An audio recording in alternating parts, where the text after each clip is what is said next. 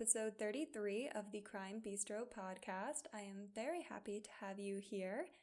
Today we are going to be talking about an Arizona case from last year that is currently ongoing, and we have seen a lot of progress in this investigation for the past couple of months, so I am really confident that this case is going to get solved and justice is going to be served.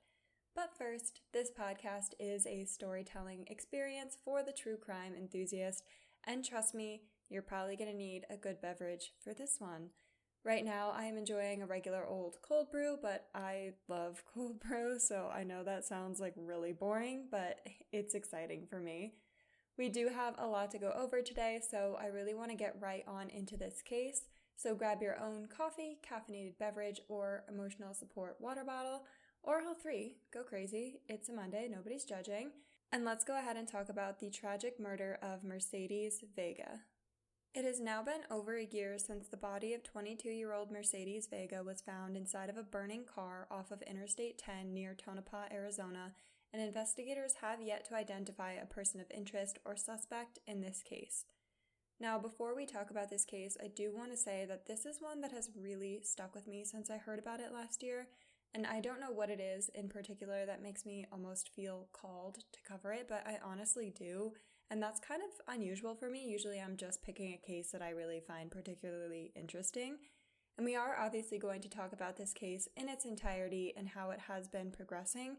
But I just want everyone to come into this episode kind of understanding like my mindset here, I guess. This case is horrifying and completely devastating, but it's one of those where the family is so intensely passionate about finding justice and making sure that people remember Mercedes for the incredible person that she was. And it's so powerful to me when a family has the strength to be so strong and so outspoken. They are truly incredible, and Mercedes' friends have been incredible advocates for her as well. I know this is sounding a little bit strange, like I don't want it to sound like I'm saying, oh, look at the bright side, because obviously I'm not. I just think it's really touching to see how even in her short 22 years of life, Mercedes had so much love around her, and she really made a huge impact on so many people's lives. For some reason, that just sticks out to me more than anything else, just how much love you can feel from her friends and her family. So yes, this case is extremely distressing, but there's also a really powerful emotional message here as well. Mercedes Mariana Vega was born on March 10th of 2001 in Anchorage, Alaska. She grew up with her mother Erica and her stepfather Tom, both of whom have been very vocal about her case and are continuing to do everything that they can for her. She grew up with 4 sisters, Jessica, Alexis, Mackenzie, and Shelby, as well as a brother named Finn. And they were a blended family, however, it is so clear that Tom loved Mercedes as his own daughter and was an amazing parental figure for her. Shortly before Tom and Erica got married in 2010, Mercedes actually wrote him a card for Father's Day, and this is so sweet, but she wrote in it, "I love that you're marrying my mom." Mercedes was an incredible person and somebody who would always be there for her friends and family whenever they needed her, no matter the time, day, or night. She was known as loving, generous, caring, hardworking, determined, and so many other adjectives that I literally just couldn't even fit into this episode. She was an incredible singer and would sometimes sing the national anthem for special events, and she was really a girl after my own heart because she was an animal lover as well, which I honestly just think speaks so much to somebody's true character. She absolutely loved horses, and she had her own horse named Cash, which, if you're not familiar with the area, is a hugely popular hobby in Arizona.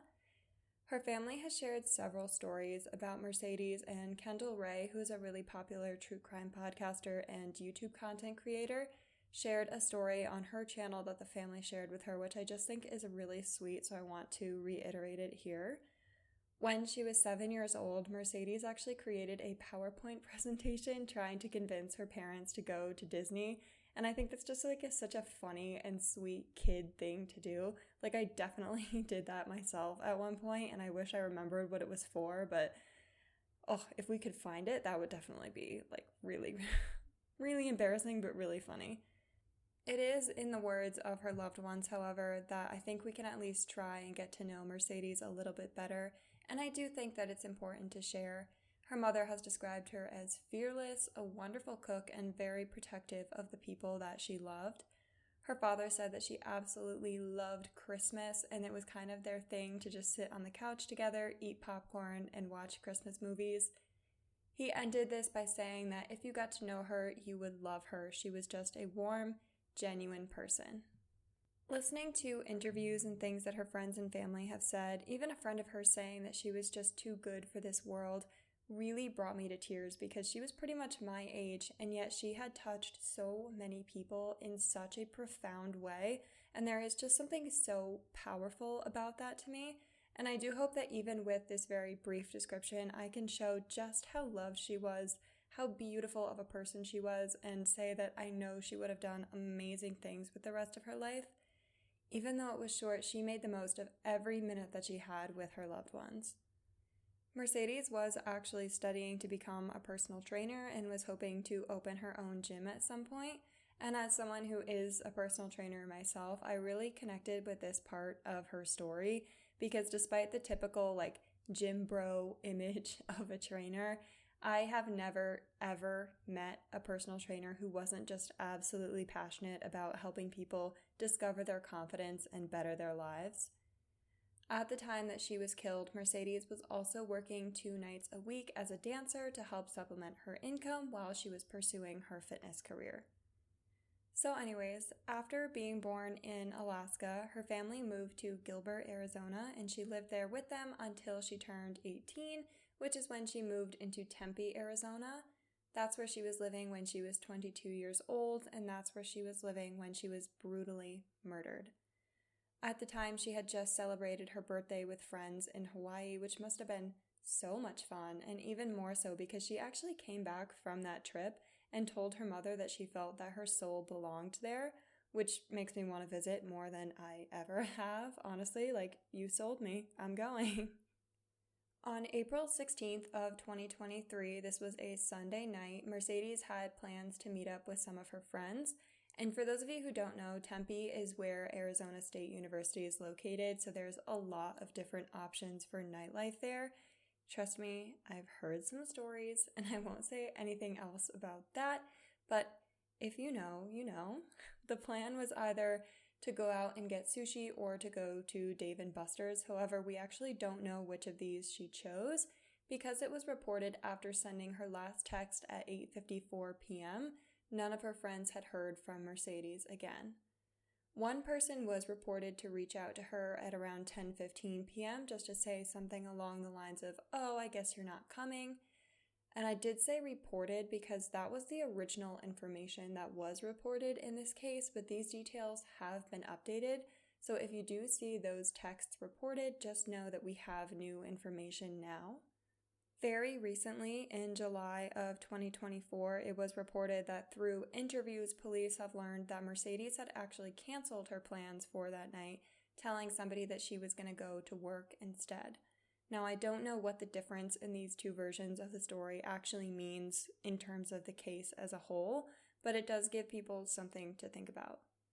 At 9:15 p.m., surveillance footage from the Aubrey, which is where Mercedes' apartment complex was at the time, showed her walking into the parking garage looking down at her phone. But the most notable part of this footage, at least to me watching it, was that it didn't appear that anything was amiss here. Her demeanor is completely casual as she's caught on camera. Now, I do want to give a warning here. Just prepare yourself because this is horrific, but pretty much just after Mercedes stepped off of the security camera footage, she was struck over the head out of view of cameras so hard that blood and brain matter were later found on the floor of the parking garage, after which she was forced into a car and taken away. A little after 1 a.m. on April 17th, the Department of Public Safety received a call about a burning car on Interstate 10 by mile marker 85 near Tonopah, Arizona. The Maricopa County Sheriff's Office Homicide Unit were also called to the scene to help DPS, since at this point nobody actually knew what was going on. I'm sure, based on that, you can probably guess where this is going, but Mercedes' body was found in the back seat of the car after the fire had been put out, about 60 miles away from her apartment where this entire ordeal had started. A bottle of lighter fluid was also found in the back seat, as well as a bottle of bleach and a pair of gloves that were in the front seat of this car. Because Mercedes has a Las Vegas sheriff's card, which is essentially a work permit, but it's pretty typical for dancers to have one of these, and it was this that allowed her to be identified very quickly, because the fact that she had this card meant that her fingerprints were already in the system. The car that Mercedes was found in was not actually her own. Instead, it was a 2018 Chevrolet Malibu. The car had a salvage title, and the previous owner had turned it into a dealership in Peoria in June of 2022, nearly a year before Mercedes was killed. The previous owner had no idea what had happened to the car after turning it in and was shocked to hear that it was at the center of this investigation. So Tom and Erica, who were Mercedes' parents, had actually just gotten back from a vacation in the Caribbean, and Erica has said that she had just gotten back from the store, made dinner for the two of them, and it was then that she heard a knock at the door. This was the evening of the 17th at around 7 o'clock p.m. Remember, Mercedes was found around 1 a.m. that morning. The officers at her door told her that Mercedes' life had been taken, but were not able to give her parents any additional information at that point. Now, I can't imagine what they must have been going through, not even just the shock of it all, but not having answers at the time is unimaginable. Tom himself said that he actually found out what had happened to his daughter from a news clipping. Now, I do want to say there are absolutely circumstances, especially when a crime happens in another jurisdiction from where the family lives, where the officers who are dispatched legitimately don't have any idea what happened, so they genuinely don't have any information to give the family. However, in this case, the sheriff's office should have done everything they could to make sure that the parents not only found out from them, but were in a safe environment when they did find out, if not for anything but their own protection. Sometimes people can have really negative reactions and even have health events occur because of the shock of something like this. So something about that feels very irresponsible to me. But let's get back to the investigation and pick up with the day after Mercedes was killed, which would have been April 18th. On this day, Erica Pillsbury received a call from Tempe police who told her that her car was parked illegally. After a couple of seconds, she realized that this actually wasn't her car that they were talking about. It was Mercedes' car. At the time that she was killed, Mercedes was driving a white Dodge Charger with the plate number LUV333. The numbers 333 were what Mercedes considered to be her angel numbers. But either way, Erica received this call because she had co-signed the paperwork for the car. At this point, Erica thought that her daughter had been killed in her own car and not someone else's, so she was understandably very upset because she thought that the police were trying to get her to move evidence. So it was at this point that she realized Mercedes had been in another car when she was killed. Her car had been found behind a restaurant called Culinary Dropout on Mill Avenue, which is kind of a hotspot for college students and usually very crowded. So this means that whoever moved it there was risking being seen by a lot of people, cameras, etc. So in my mind, that's really confusing. Why would they risk that? They also would later leave her body on a highly trafficked highway in a burning car, which is very visible. Again, it seems weird that they would risk being seen. It is just a very strange thing to do, I think, with both cars, and that's a really big sticking point for me in this case. The other thing to note about the car is that Mercedes' keys were actually still inside of it when it was found. But the investigation went on, with the next step being to conduct an autopsy. It was found that Mercedes had suffered blunt force injuries to her head. She had been shot in her upper right arm, and she even had bleach that had been poured into her mouth. And I'm going to share this because it's a part of the case, but this is really dark. Mercedes was found to have smoke inside of her lungs, which means that when the car was set on fire and abandoned, she was left there in the burning car to essentially just burn to death.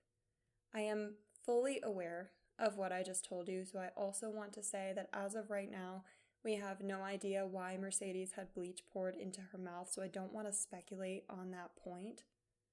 And the strength that it must have taken Mercedes to survive that initial attack is immeasurable, and it just breaks my heart that she had to go through that.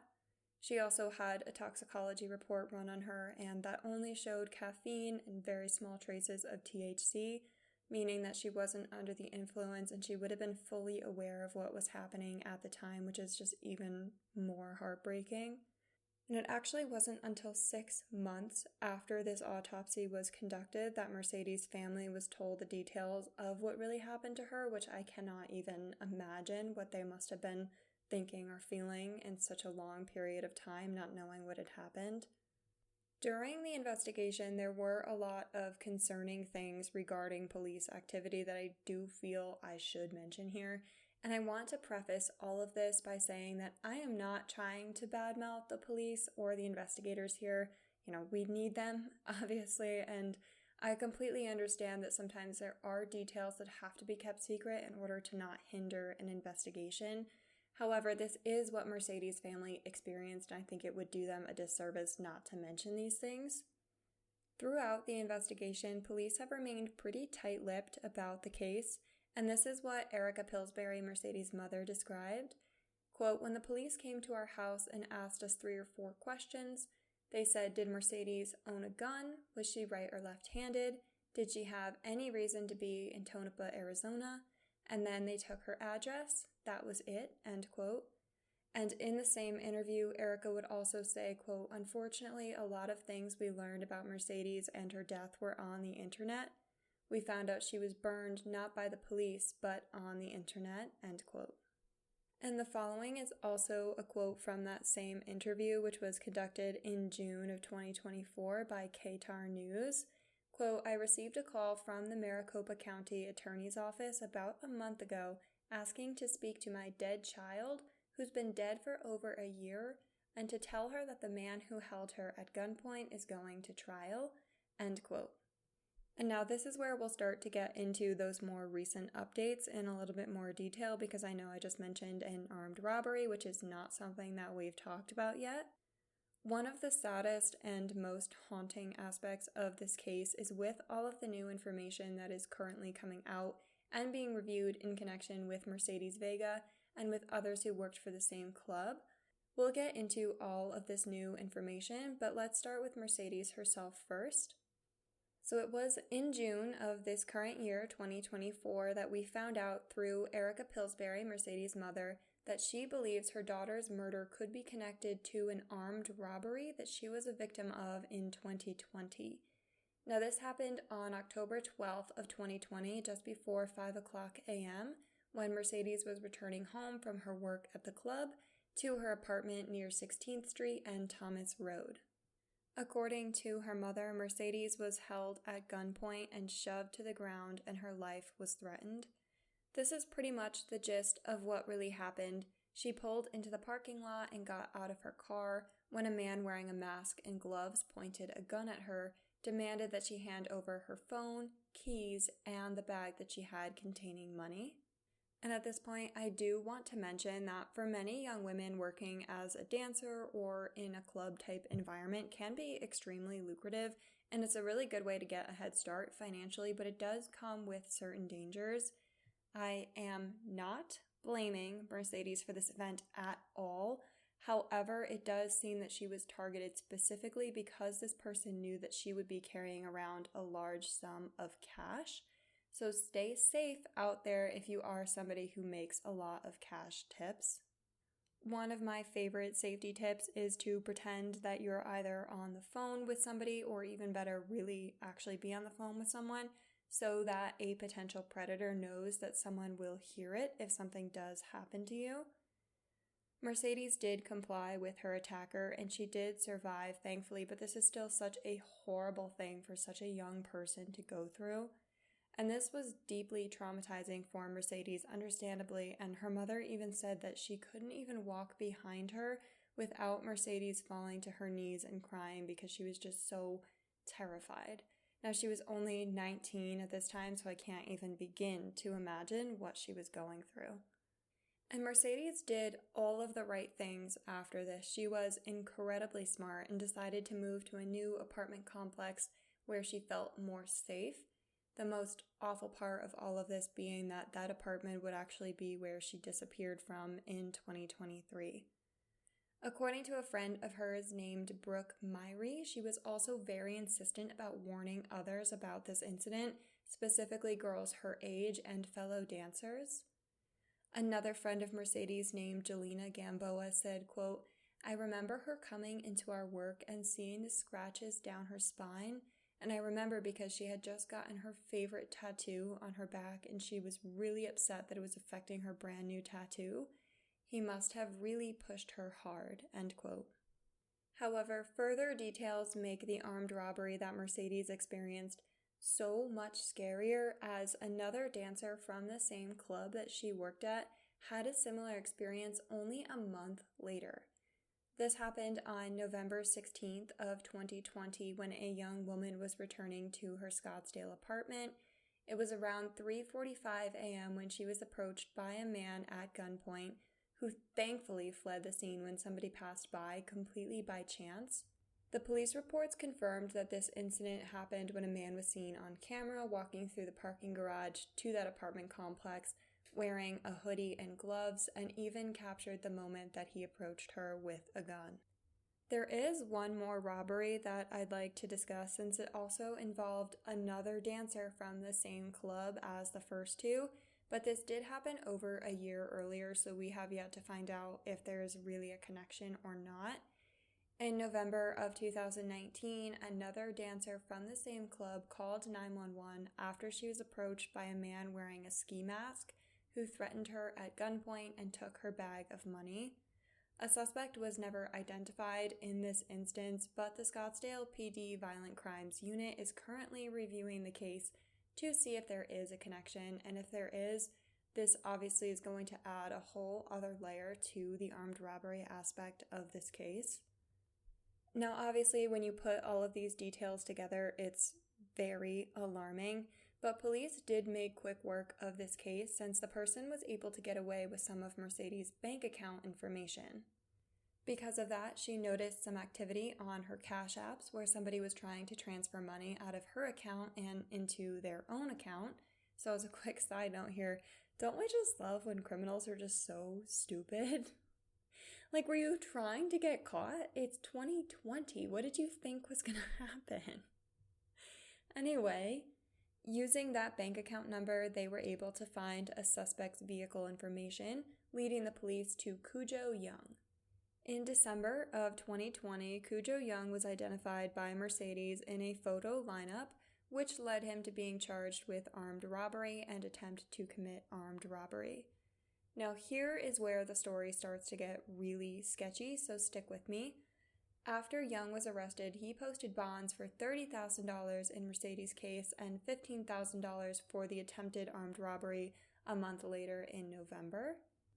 Cujo Young was on bond at the time that Mercedes was murdered in April 2023, and court records do show that when he was released in December of 2021, he had an ankle monitor. However, officials haven't yet 100% confirmed that he was wearing it at the time of Mercedes' death, but this isn't information that they have to provide the public with an ongoing investigation like this, so that does make sense, and I'm confident that we'll know pretty soon. However, on April 13th of 2023, court records show that Young's attorney filed a disclosure notice naming a man named George who was going to testify at Cujo Young's trial for the two robberies in 2020. This person was apparently going to testify that he was the person who had threatened Young into committing both robberies. No last name or other identifying information for George was given, and only 4 days later, on April 17th, Mercedes Vega was found dead. So now I do want to take you back to Mercedes' personal experience with this armed robbery, because as I mentioned, she was very helpful to the police and very complicit in the investigation. So obviously there are people out there who would have a little bit of a personal motive against her because of that. I don't want to speculate too much because we are going to talk about it a little bit in terms of just the personal nature of her murder and how horrific it was. But I do want to make sure that we're all on the same page about why this is so sketchy and why this is so weird, because Mercedes was going to be a key witness in the Koo Jo-young trial that was hopefully going to put him away. So I know I just said that her murder does feel very personal and the motive feels very personal. So I think it's worth mentioning that Mercedes' parents do think this was a very personal crime. And again, I can't say that I disagree. The things that she went through really suggest to me that there was a highly personal motive for this crime. Think about if this was a crime of opportunity, this person would have just murdered Mercedes directly in the parking garage, but keeping her alive for hours and putting her through what really was torture. Really seems to point to revenge or anger. I honestly think that to be able to do that to another person, you'd really have to have a lot of hate towards them. At least that's my opinion, which it's either that or you're like a crazy serial killer, but there obviously isn't any evidence to support that in this case. Her stepfather, Tom, also brought up a really good point regarding this theory, saying that this person would have had to have staked out her apartment complex and the parking garage specifically to have known that there were cameras there, enough that they were able to purposefully avoid being seen on those cameras, because Mercedes wasn't far off camera when she would have reached her car. So in that sense, at least, this seems extremely premeditated. As of right now, the police are not commenting on any possible connection between the armed robberies and Mercedes' murder, but I'm confident that we are going to find out more about this very, very soon. But that being said, what is happening today?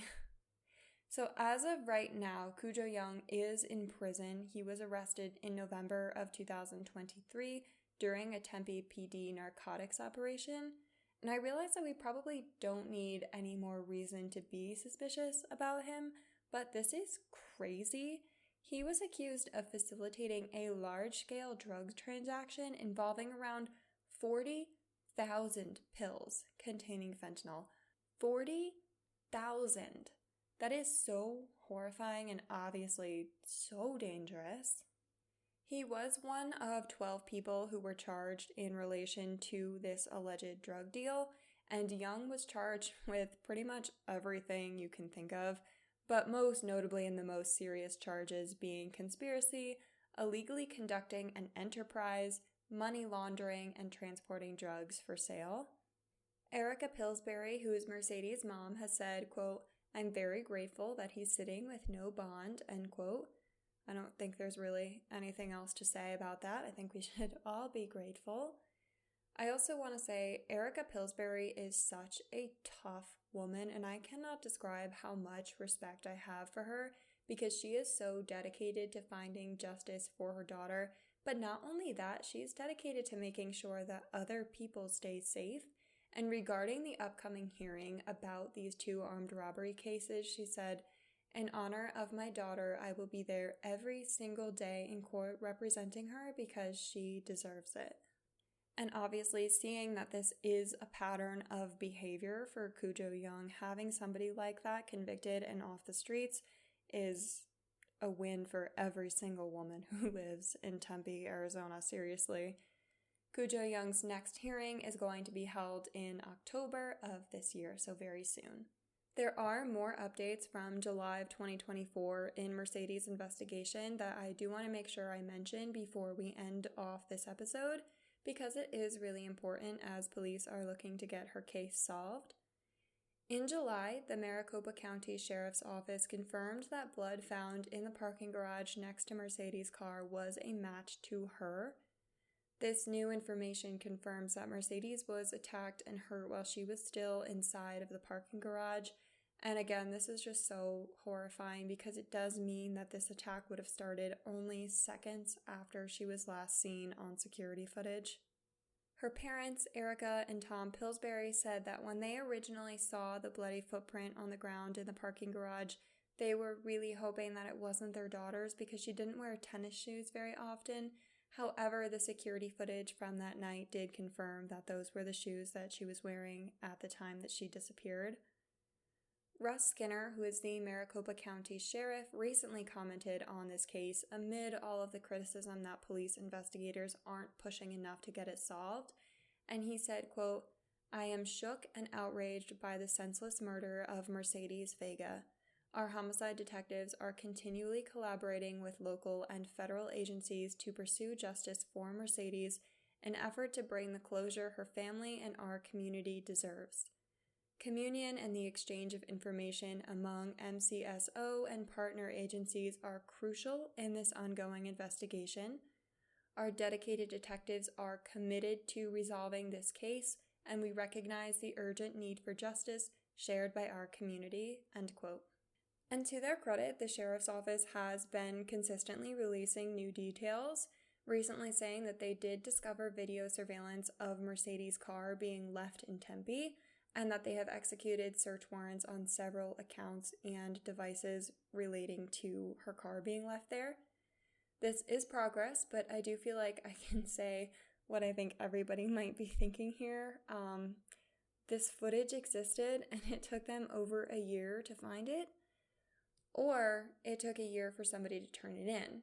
Because if someone was holding on to that footage for a year, who and why now? That's really weird to me. Lastly, in terms of these most recent updates, the 911 call that was made reporting the burning car that Mercedes was found in has now been released to the public. The call came in just past midnight on April 17th of 2023, and the caller themselves was just somebody who happened to be driving by, and he actually thought that he was only reporting on a car fire. He explained seeing the car down in the bushes off the side of the freeway, saying, quote, it's on the north side of the westbound lanes on I-10 at about the 85.5-mile marker. It was like down in the bushes, but I saw flames inside the vehicle, end quote. However, one part of this call could really be a huge deal for this case, as the witness did report seeing at least one person standing outside of this car. As of right now, we don't have any more details on that, but obviously that's really interesting, and I really hope that we learn more about it soon. As of right now, there really aren't any suspects or persons of interest who have been identified that we know of, but I do want to say that this case really feels like it's picking up traction, and I am so confident that this is going to be solved. Even with all of these recent updates, though, there are still a couple of things that I think we can theorize or at least assume about this case. At this point, I don't even really think that this is something that's up for debate, but we do have to talk about it anyways. This crime had to have been committed by either 2 or 3 people at least. It really just physically doesn't make sense to me that this could have happened any other way. Firstly, I don't think that anybody would set their own car on fire on the side of the highway and then just walk away without ever being caught. Not to mention, there were 2 cars that were driven that night. So if Mercedes' car was the getaway car from the site on Interstate 10 where they had left her, one person couldn't have driven both cars to that location, and Mercedes wouldn't have been able to drive it after the injuries that she had already sustained. And even if it were only 2 people, they still would have had to drive all the way back to Tempe after the murder to drop Mercedes' car, and then still somehow get away from the site that they had left it without being seen on a very crowded street. Also, not to mention, we know that this person did have at least a gun with them, but still, Mercedes was a strong young woman, and her parents especially believe that she would have been fighting tooth and nail. It would have been really hard for this to be done by one person in that sense. Honestly, it seems like it would almost have to be 3, which is really scary because that means it would have had to have been premeditated, and there would have to be an extremely clear motive, of which I do think that her potentially testifying in the upcoming robbery case would have been a good guess at that point. Aside from that, I do want to touch on one more thing here, and that is Mercedes' friends and family, as well as others in the true crime community, having been very vocal about feeling like her case has been considered less of a priority because of the fact that Mercedes was a dancer. I do want to say I don't know what the attitude of police towards dancers is in Tempe, but I do know that there are some very nasty people in this world. And even if you're not somebody who's involved in the investigation, there are a lot of people online who have been very critical of this point when it comes to Mercedes' case. If you Google her name, some of the first things that come up are Mercedes Vega dancer and Mercedes Vega job.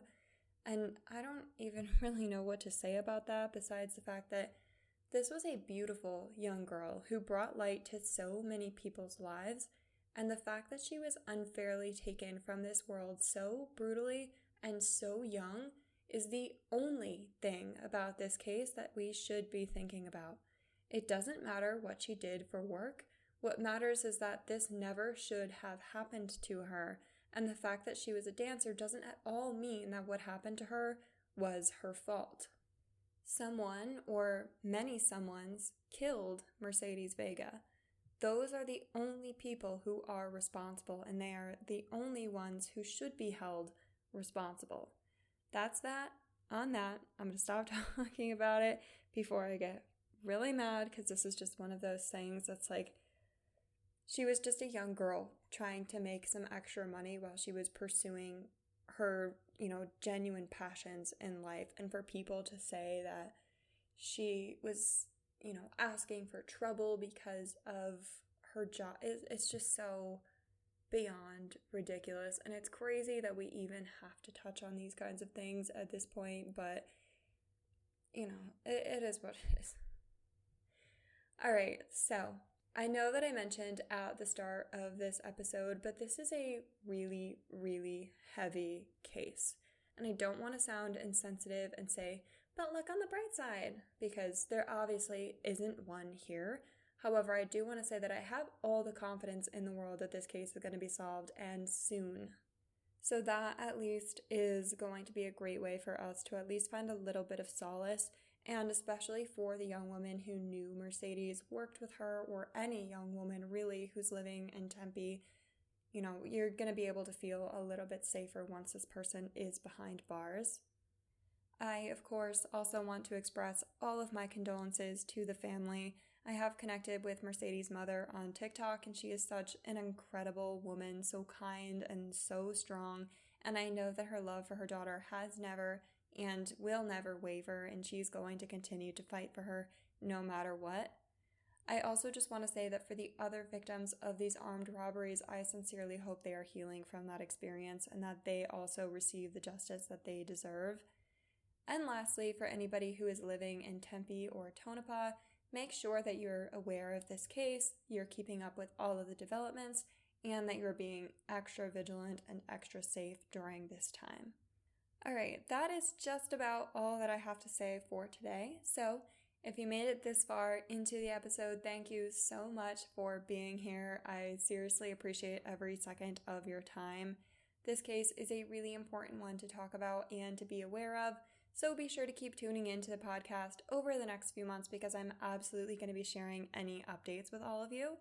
In the meantime, if you don't want to wait until Mondays for an update, you can also follow along during the week on the website or on TikTok, where you will be able to see some fun stories and some stuff that's maybe not so morbid. So that's always a good place to hang out. However, all of that being said, that's going to do it for me today. So make sure to come back next week for a really fascinating story. And let's go ahead and end off this episode, like always, until next time.